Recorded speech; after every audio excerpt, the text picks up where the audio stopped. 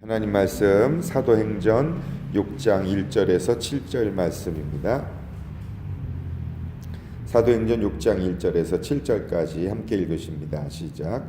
그때에 제자가 더 많아졌는데 헬라파 유대인들이 자기의 과부들이 매일의 구제에 빠짐으로 히브리파 사람을 원망하니 12 사도가 모든 제자를 불러 이르되 우리가 하나님의 말씀을 제쳐놓고 접대를 일삼는 것이 마땅하지 아니하니 형제들아 너희 가운데서 성령과 지혜가 충만하여 칭찬받는 사람 7을 택하라. 우리가 이 일을 그들에게 맡기고 우리는 오로지 기도하는 일과 말씀 사역에 힘쓰리라 하니 온 무리가 이 말을 기뻐하여 믿음과 성령이 충만한 사람 스데반과 또 빌립과 브로고로와 니가노르와 디몬과 파메나와 유대교에 입교했던 안디옥 사람 니골라를 택하여 사도들 앞에 세우니 사도들이 기도하고 그들에게 안수하니라. 하나님의 말씀이 점점 왕성하여 예루살렘에 있는 제자의 수가 더 심히 많아지고 허다한 제사장의 무리도 이 도에 복종하니라. 아멘. 성령 받은 공동체에 성령의 역사로 급박한 부흥과 변화가 일어났습니다. 베드로의 설교로 3,000명이 돌아왔고 또 물건을 서로 통용하고 가난한 자들을 나누어주고 비록 체포되었지만 하나님의 역사로 또 베드로의 설교로 5,000명이 또 주님 앞에 돌아왔습니다. 그리고 아나니아와 삽비라 사건으로 인해 어려움이 생겼지만 또 채찍에 맞았지만 그래도 예수가 그리스도다라는 것을 증거했을 때 또 많은 사람이 주님 앞에 돌아옵니다. 그 결과로 그때에 제자가 더 많아졌다. 그렇게 성경 기록하고 있고 또 뒤에도 보면 또 제자를 불러 2절에 그리고 제자의 수가 더 심히 많아지고 7절에 그렇게 제자가 더 많아졌다. 제자를 불렀다. 성경 기록합니다. 사람이 교인이 많아진 것이 아니라 제자가 많아졌다. 제자란 무엇인가? 예수님 닮은 사람이다. 예수님 닮은 그 제자의 삶을 또 다른 사람에게 전수하는 사람, 그 제자죠.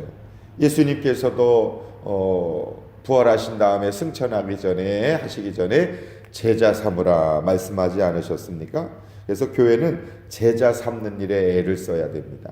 제자 만들지 않으면 교회라는 이름은 있지만 교회라고 할 수 없죠. 예수 믿는 사람들의 모임, 그것이 교회라면 그 교회가 해야 할 가장 중요한 일은 제자 만드는 일이다. 제자 삼아야 한다.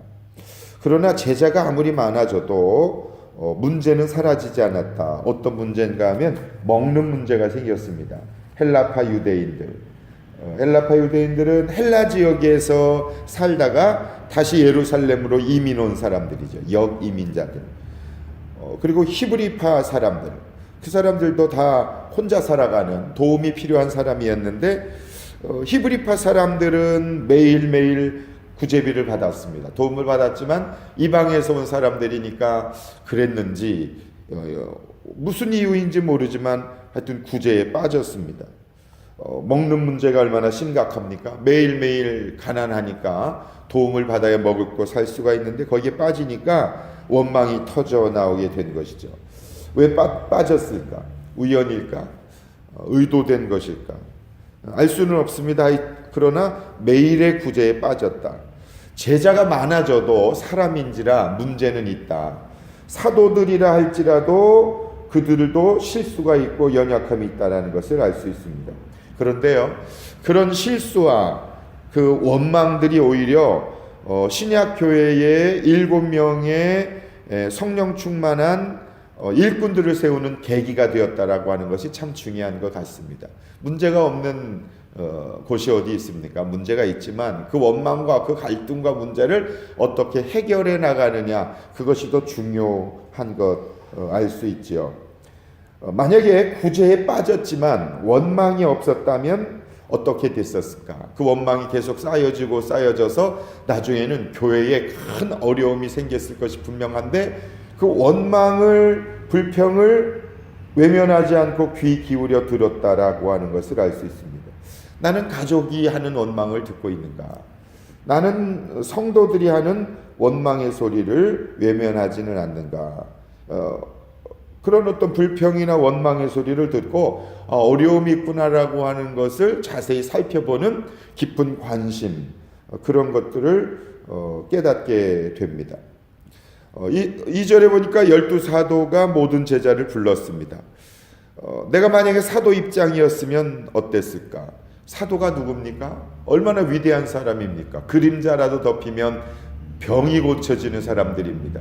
그런데 구제에 빠진 거, 먹는 문제, 그 중요하지 않은 것은 아니지만 다른 일에 비하면 그렇게 중요하지 않은 그 일의 실수였습니다. 부끄러운 일 아닙니까? 세밀하지 않은 것인데 그것을 인정한 거예요. 모든 제자를 불렀습니다. 그리고 나서 우리가 말씀을 제쳐놓고 접대를 일삼는 것은 옳지 않다. 그렇게 자신들의 잘못을 인정합니다. 사도의 권위를 주장하면서 원망의 소리를 무시하지 않았다는 것을 알 수 있죠. 부모의 권위를 주장하면서 자녀들의 원망의 소리를 혹 외면하고 있는 것은 아닌가. 잘못된 것은 잘못됐다고 시인하고 인정할 수 있어야 하나님께서 또 새로운 은혜를 베풀어 간다는 것을 알 수 있습니다. 12사도도 완벽한 사람이 아님을 스스로 고백한 것이죠. 이런 모습이 얼마나 아름다운 모습이고 하나님은 그런 모습을 사용하셔서 12명의 사람들도 귀하지만 또 새로운 일꾼을 세워나가시는 것을 볼 수 있습니다. 중요한 것을 내가 제쳐놓고 살았습니다. 그렇게 인정하잖아요. 우리가 하나님 말씀을 제쳐놓았다. 그거 얼마나 비난받을 일입니까? 근데 그것을 고백하는 것이죠. 그것을 내가 하나님 말씀보다 다른 일을 일 삼았다는 것은 마땅하지 않습니다. 그렇게 인정하고 있어요. 급한 일보다 중요한 일을 먼저 하는 것이 중요하다. 하나님 말씀을 제쳐놓고 우리가 너무 다른 일에만 일 삼고 있는 것은 아닌가. 그래서 말씀 묵상하고 말씀 듣고 말씀 전하고 그런 것이 더 중요하다, 소중하다 이런 걸 깨닫게 되죠. 그래서 교회에서 하나님 말씀보다 더 소중하고 귀한 일 없죠. 다른 일 조금 못해도 실수해도 다른 일 잘못해도 괜찮다. 하나님 말씀 그것을 중요하게 여기면 그것이 가장 중요하다. 3절에 형제들아 그렇게 부르고 있습니다. 형제들아. 주님 안에서 우리 모두가 형제다. 목사와 성도 그것은 어떤 직분적인 부분으로 보지 말고 가족이다. 형제다. 이렇게 생각하는 게 얼마나 중요한가. 그리고 너희 가운데서 성령과 지혜가 충만한 칭찬받는 사람 7을 택하자. 몇 가지 그 일꾼을 세워나가는 기준을 알 수 있습니다. 너희 가운데서 그랬습니다. 교회의 일꾼은 외부에서 초청하는 것이 아니라 너희 가운데서 함께 먹고 함께 지내던 사람, 인정된 사람, 그런 사람 속에서 선택하는 거죠. 목자도 목장 안에서 같이 있었던 예비 목자를 세워서 그리고 함께 있었던 사람 중에 목자로 세워나가는 것이 필요한 것을 알 수 있습니다. 여기서 세례받고 여기서 봉사하고 함께 예배드리고 함께 아픔과 눈물을 아는 사람 가운데서 리더를 택하라. 또 성령 충만한 사람. 교회 공동체는 영적 공동체이기 때문에 능력이나 학력이 아니라 기도하고 성령의 인도함을 받고 성령의 음성을 듣고 그 성령이 이끌어 가시는 것을 아는 그런 사람, 성령으로 충만한 사람이다. 이어야 한다. 또 지혜가 충만한 사람, 분별력이 있는 사람을 말하는 것이죠. 공감할 수 있고 다른 사람의 마음을 이해하는, 배려할 줄 아는 영적 센스가 있는 사람이어야 하죠. 하나님은 똑똑한 사람이 아니라 지혜로운 사람을 사용하신다. 그래야 교회에 갈등과 분쟁이 안 생기죠. 영적 지혜, 영적 분별력. 또 칭찬받는 사람, 인정을 받아야 하죠. 그리고 7을 택하라. 7은 완전수를 말합니다. 서로 연합하여 함께 섬길 수 있는 숫자. 그래서 목장의 수도, 소그룹 수도 7명이 넘어가면 그때부터 분가를 준비해야 합니다. 나눔도 어렵고 사람들을 알아가는 거 어렵죠. 그래서 성인 7명이 넘어가지 않도록 하는 것이 중요하다. 그래서 7명을 선택했다. 그것은 7 완전수, 12 완전수. 그래서 12사도 7명이죠. 리더를 세울 때는 이미 준비된 사람을 선택했다는 것을 알 수 있습니다. 선택하라 그랬습니다. 성령과 지혜로 충만한 칭찬받는 사람 중에서 너희 중에서 선택하라. 그래서 선택해서 만들어가는 것이 아니라 만들어진 사람 가운데서 선택해야 한다는 것을 알 수 있죠. 또 사도들이 선택하지 않고 제자들이 선택했다. 5절에 라는 것을 보면 얼마나 민주적이고 그리고 사도들이 우리가 결정하지 하겠다 하지 않고 너희들이 기도하고 선택하면 우리가 기도하겠다. 그리고 사도들이 기도하고 안수를 했음을 알 수 있습니다. 예, 협력이죠. 동역이죠. 그래서 제자와 사도들이 서로의 그런 역할들을 잘 감당해 나가는 공동체였습니다. 그래서 목원들이 추천하면 그러면 목사가 기도해보고 목자로 이분을 좀 목자로 좀 세우면 좋겠습니다. 그러면 기도해보고 그리고 그 사람들 중에서 선택해 나가는 것이다 라고 하는 것을 볼 수 있죠. 4절에도 보면 왜 이렇게 일꾼을 세웠는가? 일꾼 세운 목적은 하나입니다.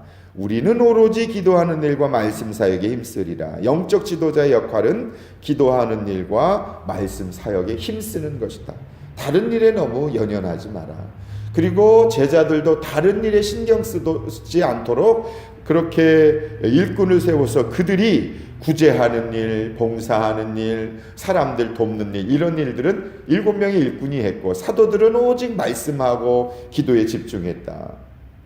왜냐하면 영적인 일을 충만하지 아니하면 그때부터는 다른 일에 너무 신경을 많이 쓰면 말씀과 기도가 약해지기 때문에 그런 거죠.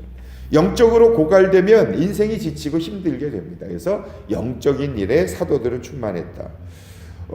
성도들은 목회자가 말씀과 기도에 힘쓸 수 있도록 옆에서 도와야 한다. 같이 동역해야 된다는 것을 알 수 있죠. 그랬더니 어떤 일이 일어났습니까? 7절에 하나님의 말씀이 점점 왕성해졌다. 계속 주변으로 흩어지게 됐다. 알려지게 됐다. 말씀과 기도에 집중하니까 말씀의 능력이 나타나는 거죠. 기도의 능력이 나타나는 거죠. 그랬더니 제자의 수가 더 심히 많아지게 되었습니다.